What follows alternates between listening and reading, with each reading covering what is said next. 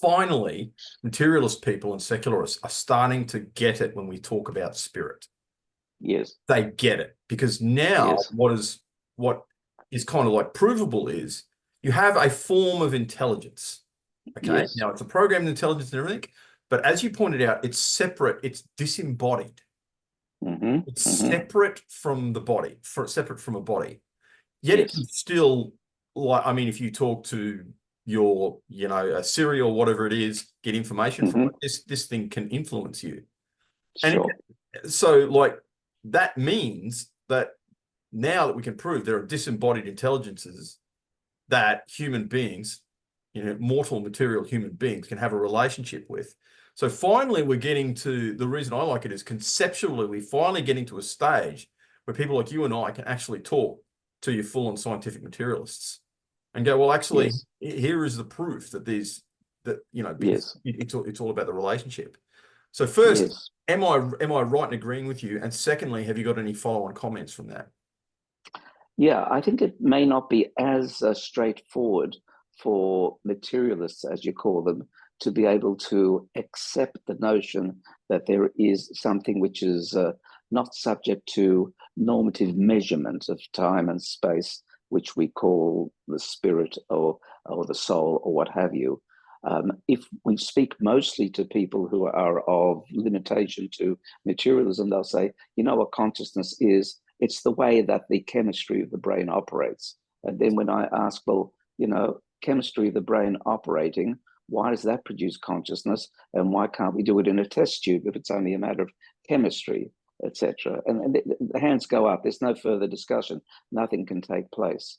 But we've become much more enamored of the word spiritual, but it's not always used the same way as you and I are currently momentarily using it. Indeed. Spiritual is now identified with meaningful, by and large. It's meaningful and fulfilling and important to be an environmentalist. It's meaningful and important to be able to better people's relationships, to provide freedoms. It's meaningful to spend time meditating and contemplating.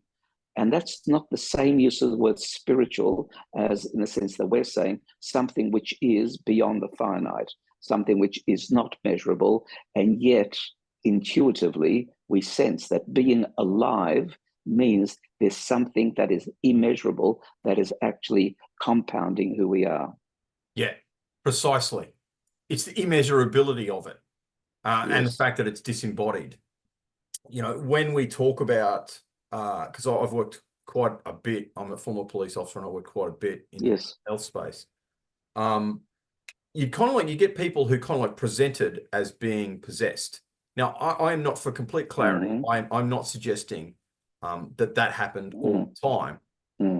But now, again, we can finally have a conversation. It's like, all right, well, there are human beings who allow these patterns of behavior, if you want to describe it like that, a form of consciousness, a kind of spirit into them. So the spirit of alcohol, or the spirit of, addiction to sex, or the spirit of, the negative ones are the easiest to explain. You can explain the positive ones too, but like people did, people as much.